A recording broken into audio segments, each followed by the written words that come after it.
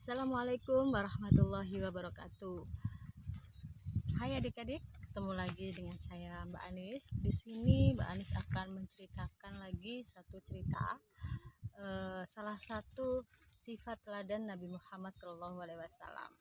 Ceritanya saya ambil dari buku ini, Cerdas dan Soleh bersama Hafid dan Hafizah dari Al-Qalam.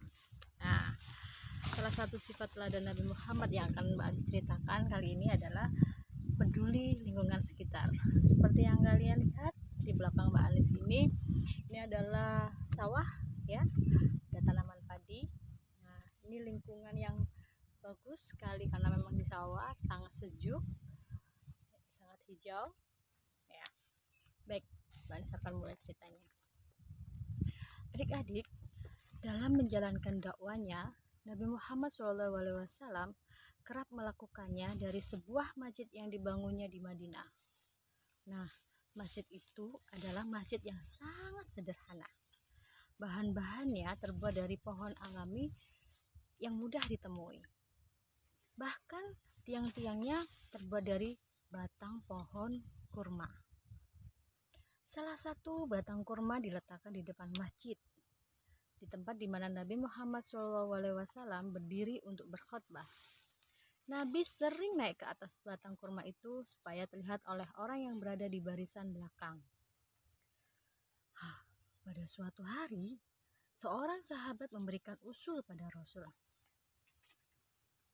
Ya Rasul, bagaimana kalau kami membuat sesuatu yang dapat dipakai sebagai tempatmu berdiri saat berkhutbah? Rasul pun menjawab, itu usulan yang bagus sekali wahai sahabatku. Nah, karena Nabi setuju, bergotong royonglah para sahabat. Mereka membuat sebuah mimbar bertangga 3. Jika Nabi berdiri di atas mimbar itu, maka seluruh umat yang hadir dapat melihat dan mendengar beliau dengan jelas.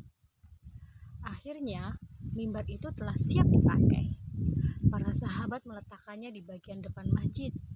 Mereka menggeser batang kurma yang sebelumnya tadi sering dijadikan pijakan oleh Nabi Muhammad SAW. Hari Jumat pun tiba. Untuk pertama kalinya, mimbar baru itu akan dipergunakan sang Nabi. Beliau berjalan melewati batang kurma yang biasa dijadikan mimbar. Lalu beliau menaiki tangga mimbar barunya. Nah, Nabi Muhammad siap nih. Tiba-tiba, apa yang jadi? Terdengarlah suara tangisan dan rintihan. Semua umat yang ada di masjid itu terkejut. Suara apa itu? Apa itu?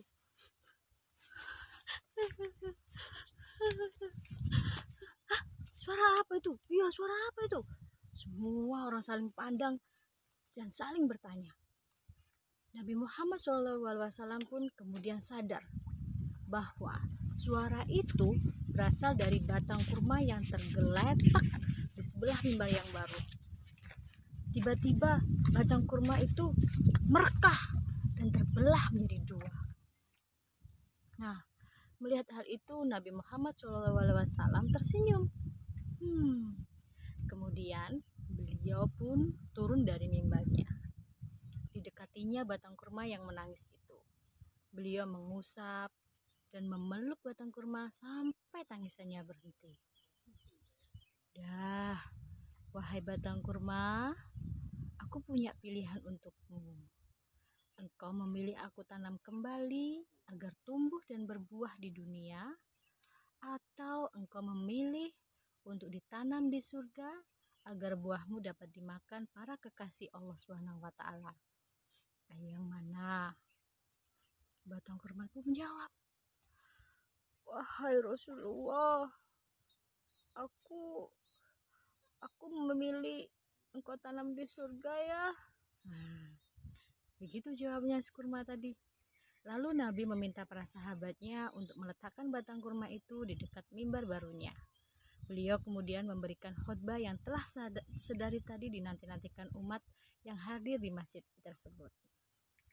Nah, adik-adik, eh, moral cerita dari yang saya ceritakan tadi adalah bahwa tangisan batang kurma di dalam kisah ini menunjukkan kesedihannya karena tidak lagi digunakan oleh Nabi Muhammad SAW. Ketika mendengar tangisan si batang kurma, Nabi Muhammad tak eh, tak segan mengusap dan memeluknya dengan penuh yang kasih sayang. Sang Nabi menunjukkan rasa pedulinya yang tinggi terhadap apa yang ada di sekitarnya. Ya, sebatang kurma aja disayangi, begitu disayangi oleh Rasulullah. Bahkan batang kurma tadi diperlakukannya dengan penuh kelembutan. Nah, adik-adik, sifat kepedulian Nabi Muhammad ini dapat menjadi teladan kehidupan adik-adik sehari-hari. Banyak hal yang terjadi di lingkungan sekitar kita. Perhatikanlah dan teladanilah sifat kepedulian Nabi Muhammad ini terhadap apa yang ada dan terjadi di lingkungan sekitar kita. Ya, jadi kalau ada di lingkungan itu tidak benar, kotor atau berantakan, atau banyak tanaman yang mati, tidak terawat, ya kita yang harus merawatnya, kita harus yang membersihkannya. Kita harus peduli dengan lingkungan sekitar kita. Nah, cukup cerita dari Pak Anies hari ini. Terima kasih, semoga bermanfaat. Wassalamualaikum warahmatullahi wabarakatuh. Sampai jumpa.